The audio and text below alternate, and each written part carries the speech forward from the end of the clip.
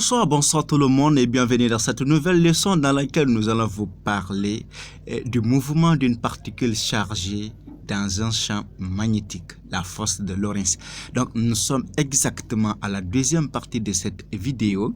Nous allons étudier ainsi le mouvement d'une particule et ce cours va intéresser les classes de terminale C, D, E, S, sciences maths et. Pour commencer, nous allons considérer le mouvement d'une particule chargée dans un champ magnétique, mais nous allons poser deux conditions. Premièrement, nous allons étudier son mouvement dans un champ magnétique qui est uniforme. Ça veut dire donc que les caractéristiques du mouvement resteront ici presque les mêmes en toutes les régions du champ magnétique où règne le champ magnétique. Et de deux, le champ magnétique doit être ici perpendiculaire à la vitesse. Nous prendrons le cas ici d'une particule chargée négativement. Ainsi, lors du mouvement, nous allons associer le repère OIJK. Ça va nous aider beaucoup, le choix du repère OIJK, parce que à un moment donné, nous allons montrer que le mouvement de la particule a lieu dans un plan. Donc, on aura besoin forcément du repère OIJK. Et en plus, à part le repère OIJK, nous allons associer aussi la base de Fresnel constituée de la tangente et de la normale. Ça nous permettra également de montrer que le mouvement est circulaire parce que ça sera ici un arc de cercle. Maintenant, lorsque nous prenons ce repère OIJK, nous allons faire de telle sorte que le champ magnétique B reste confondu à l'axe des côtes. Donc, B égale à BK. Pardon, ici, c'est B égale à BK vecteur. Et V0 égale à V0I. Autrement dit, le champ magnétique sera confondu à l'axe Z et la vitesse initiale sera confondue à l'axe des abscisses. Alors, qu'est-ce que nous allons faire? La particule va entrer dans le champ magnétique en haut. On va prendre ça à l'instant t égal à 0. Nous allons négliger son poids devant l'unique force de Lorentz qui va s'exercer sur la particule tout au long de son mouvement. Alors, voici le chemin du phénomène. En ce qui intéresse la représentation, on dit d'abord que B égale à BK, comme on l'a dit en haut. Vous devez comprendre que ici, vous voyez, ici donc K est entrant. Si K est entrant, on met croix, ça veut dire que B aussi est entrant. Vous voyez donc le champ B est entrant. Ensuite, la vitesse V0 est dirigée vers l'axe X, c'est V0 de l'autre côté. Connaissant donc V0 qui est dirigé à ma droite et connaissant ici B qui est entrant, on peut représenter la force magnétique. On voit bien que la particule qu'on étudie est une particule chargée négativement. Si la particule est chargée négativement, alors QV et V sont de sens opposé, mais collinéaires. Maintenant, QV est par là et B est entrant. Je peux appliquer la règle de ma main droite. Je mets ma paume sur le chemin. Quand je mets ma paume sur le chemin, je tends mon pouce perpendiculaire aux quatre doigts, j'oriente mes quatre doigts dans le sens de QV, ma paume restant contre la feuille, alors mon pouce va automatiquement descendre pour indiquer le sens de F. Attention, suivez très bien. Si vous n'avez pas encore vu la première vidéo, comment on représente la force de Lorentz, il est bon d'arrêter immédiatement de visionner cette vidéo et d'aller regarder ça. Ça va beaucoup vous aider. Ensuite, à chaque instant donné, la force magnétique de Lorentz reste perpendiculaire à la vitesse. Et du coup, la particule va donc décrire un mouvement circulaire. Le repère sera donc Y, ici X, et K est enfoncé dans le plan de la figure.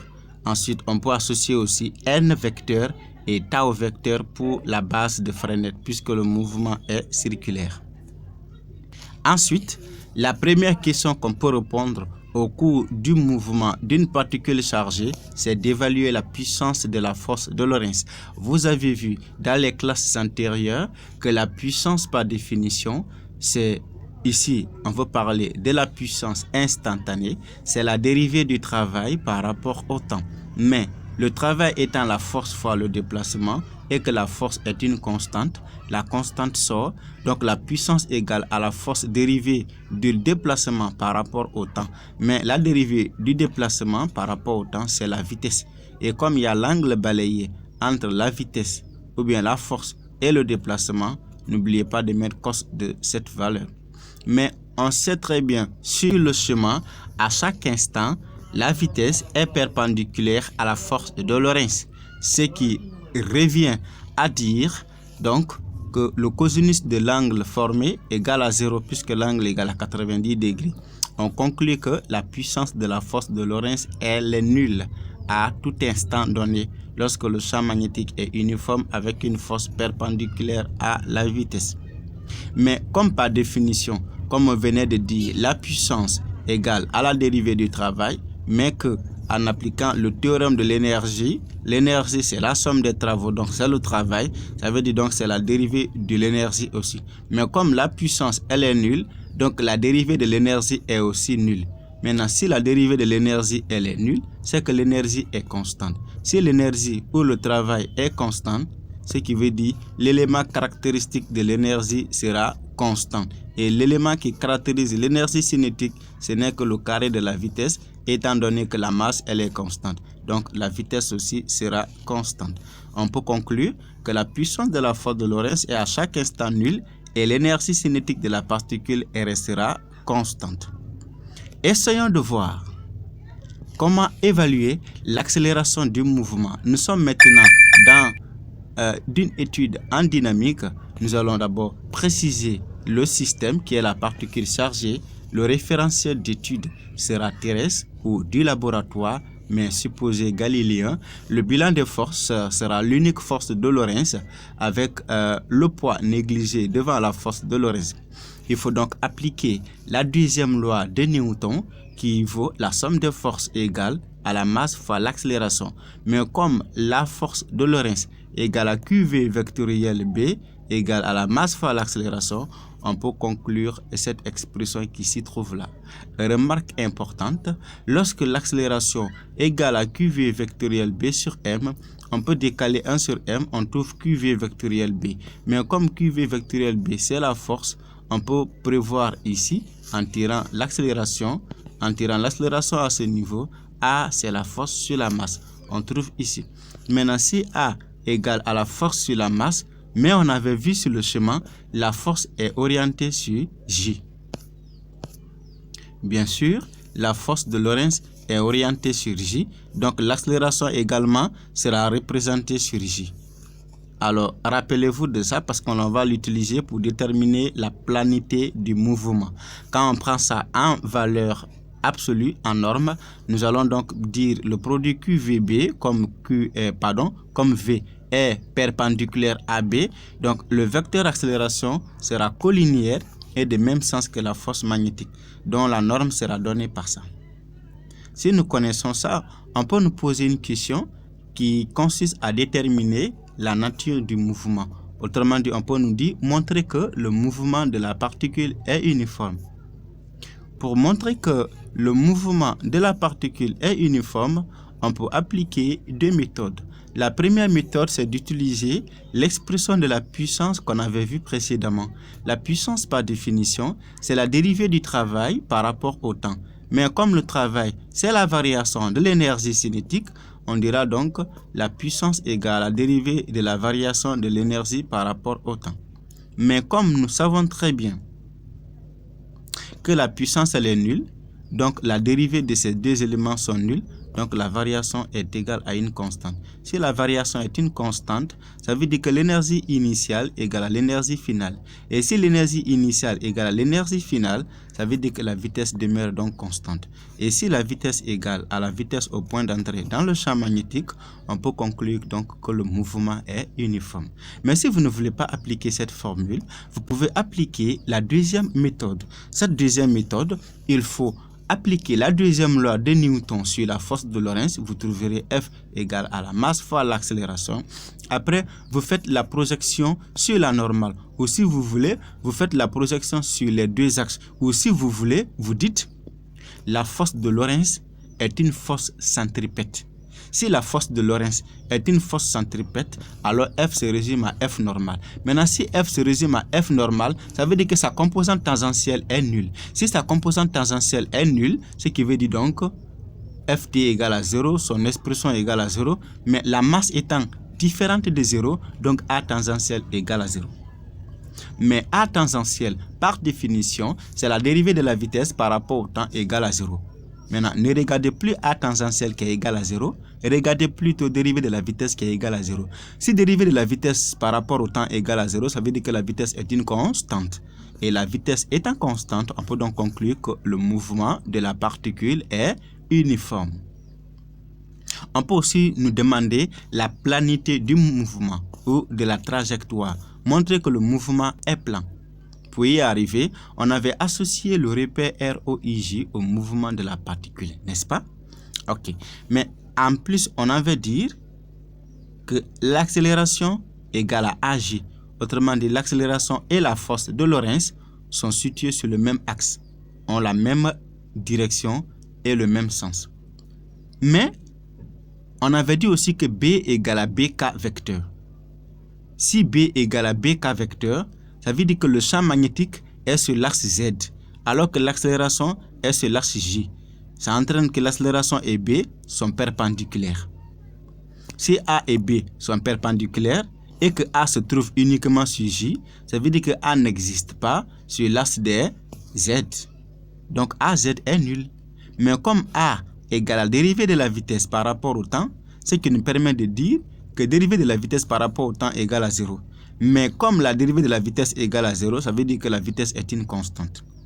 Mais à l'instant initial, on avait dit que V0 se résume à V0I. Donc V0Z n'existe pas. Ce qui nous permet de dire si la vitesse n'existe pas, c'est que sur l'axe Z, alors c'est nul. Si l'axe Z est nul, ça va rester combien d'axes? Ça va rester que deux axes. L'axe X et l'axe Y. C'est pourquoi on dit, au cours du mouvement, le vecteur vitesse reste dans le plan OX-OY. Et pour interpréter, on dit donc, la trajectoire de la particule est située dans le plan qui est perpendiculaire à B. Mais ce plan passe par le point O. Et à partir du point O, on peut retrouver la vitesse. Donc, la vitesse est dans le plan. La vitesse, la force de Lorentz et l'accélération se trouvent dans le plan là. Mais B ne se trouve pas dans ce plan. B est perpendiculaire à ce plan. Ensuite, on peut nous demander de montrer ici que la trajectoire est circulaire. Pour montrer que la trajectoire est circulaire, on peut appliquer la deuxième loi de Newton. La deuxième loi de Newton dit la force de Lorentz égale à la masse fois l'accélération. Maintenant, si vous projetez ça sur la normale, parce que la force de Lorentz, elle est centripète, donc elle est donc confondue. Si la normale est dirigée vers le centre, si vous prenez en norme, puisque cette force a le même sens que la normale, vous aurez F égale à M fois A normale. Donc, on vient à la ligne. Cette force a pour expression QVB, mais accélération normale, c'est le carré de la vitesse sur le rayon de courbure qu'on a noté ça par ρ. Si vous simplifiez V carré et V, ça va rester QB égale à MV sur ρ. Si on tire ρ égale à MV sur Q fois B. La masse ne varie pas, la vitesse elle est constante, la charge elle est caractéristique de la particule, le champ magnétique est aussi uniforme. Donc toutes ces grandeurs sont constantes, par conséquent, le rayon ρ est constant. Si le rayon est une constante, on dit alors la trajectoire est circulaire. Ici, ça saute un peu. Alors, si le rayon variait, on allait avoir par exemple une trajectoire parabolique. Au cours d'une parabole, la trajectoire varie au cours du temps. Maintenant, si on demande quelle est la grandeur caractéristique de cette trajectoire, il faut tout simplement faire appel au rayon. La grandeur caractéristique de la trajectoire ici, c'est le rayon. Il faut poser ρ égale à R égale à MV sur QB. Vous ramenez toutes les grandeurs dans le système international, c'est-à-dire la masse en kg, la vitesse en mètres par seconde, la charge en coulombe, le champ magnétique en Tesla et le rayon en mètres. Au niveau d'un cercle, le rayon ne varie pas. Si le rayon ne varie pas, il faut alors montrer que le rayon est constant. Donc, si on montre que le rayon est constant, la trajectoire est circulaire. Si on montre que x carré plus y carré égale à r carré, la trajectoire est circulaire. C'est donc deux choix à suivre. Mais dans cette étude, on se contente tout simplement de montrer que le rayon de la trajectoire est une constante. Et en plus, connaissant donc le rayon qui est constant ainsi que quelques caractéristiques du mouvement, on peut chercher également d'autres caractéristiques. On peut nous demander la quantité du mouvement de la particule. On sait bien que le rayon est égal à mv sur qb. Mais vous savez que la quantité de mouvement par définition, c'est la masse fois la vitesse. Si c'est la masse fois la vitesse, donc mv est remplacé par la quantité de mouvement et la quantité de mouvement est remplacée par p. Donc, on aura mv est remplacé par p, on aura r égale à p sur qb. Si on tire p, on aura qb fois le rayon. Cependant, on peut exprimer la quantité de mouvement à partir de l'énergie cinétique. On peut passer par une méthode très courte sans passer par la méthode qui se trouve ici. La méthode qui est courte, c'est de venir à ce niveau. On sait bien que l'énergie cinétique égale à 1 demi de mv au carré, n'est-ce pas? Si nous divisons par m, alors m qui est en haut, on va élever au carré. M qui est en bas, ça va rester. Donc, on aura 1 demi de m au carré fois v carré sur m. Mais m carré fois v carré égale à p. Donc, on aura EC égale à p au carré sur 2 fois m. Si on tire p au carré, on aura 2m fois EC. On trouve ici p au carré égale à 2m fois EC. Et si on tire p, allez, on trouve le radical. Ensuite, cette énergie peut être ici exprimée en joule ou en EV. Si l'énergie est exprimée en EV, qui veut dire électron-volt, on pose donc un électron-volt égal à 1,6 fois 10 pour moins 19 joules. Ensuite, on peut nous demander la vitesse angulaire et la période. Vous savez bien que la vitesse angulaire, c'est la vitesse linéaire sur le rayon. Il suffit de remplacer le rayon par son expression mv sur q fois b. Si qb monte, les v vont se simplifier, vous aurez qb sur m. La vitesse angulaire s'exprimera en radians par seconde. La demi-période, c'est le temps mis par la particule pour effectuer un demi-tour. Ça veut dire pour parcourir une demi-circonférence. Et pour une demi-période, le temps noté par tau ou égal à t égale à la moitié de la période. Mais on sait bien que t sur 2 égale à 1 demi de t. Mais la période égale à 2 pi sur oméga. Oméga est connu. Maintenant, si les 2 et 2 vont se simplifier, on aura pi sur oméga. Mais comme oméga est là, on peut remplacer. On peut donc trouver t qui est égal à pi fois m sur qb. Maintenant, si on trouve la période, ça sera 2 fois la demi-période. Il suffit de multiplier l'expression de la demi-période par 2. On aura donc 2 pi m sur qb. Alors, pour cette étude, ça c'est d'abord une généralité sur le mouvement d'une particule chargée dans un champ magnétique uniforme. En ce qui intéresse les applications, nous allons faire des études très approfondies.